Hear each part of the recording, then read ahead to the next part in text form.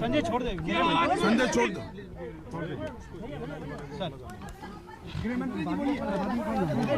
भाई, ओ भाई, थोड़ा आप शांति रखो प्लीज।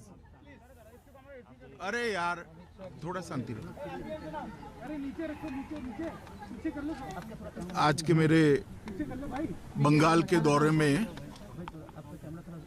यह मेरा सौभाग्य है कि वीर शहीद खुदीराम बोस के जन्म स्थान पर आकर यहाँ की मिट्टी को कपाल पर लगाने का मुझे सौभाग्य मिला है।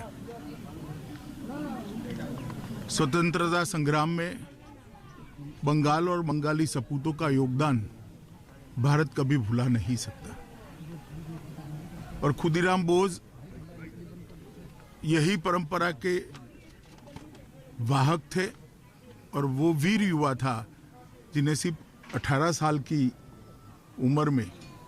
अंग्रेजों के खिलाफ लड़ते लड़ते हाथ में गीता पकड़कर अपने आप को फांसी की फंदे को चूमने का साहस था। उनकी लोकप्रियता उस वक्त पूरे देश भर में इतनी थी कि कुछ बुनकरों ने धोती पर खुदीराम बोस लिखना शुरू किया और वो धोती बंगाल के युवाओं की प्रेरणा स्रोत बनी, आजादी के आंदोलन का प्रतीक बनी और वंदे मातरम का वो नारा जो खुदीराम बोस ने फांसी पर चढ़ते हुए बोला था, वो पूरे बंगाल और भारत के युवा का एक आजादी के स्वप्न का नारा बन गया। संजोग ही है कि आज ही के दिन राम प्रसाद बिस्मिल,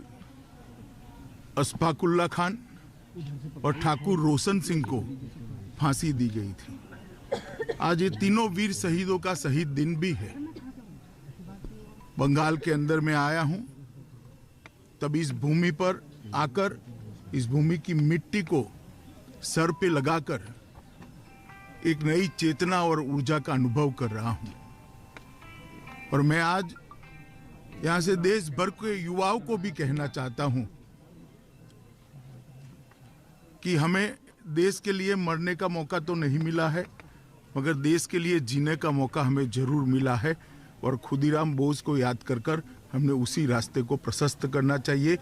और मोदी जी के नेतृत्व में एक मजबूत, सशक्त, सुरक्षित भारत का निर्माण करना चाहिए। आज तीनों शहीद पंडित राम प्रसाद बिस्मिल, अशफाकुल्ला खान और ठाकुर रोशन सिंह,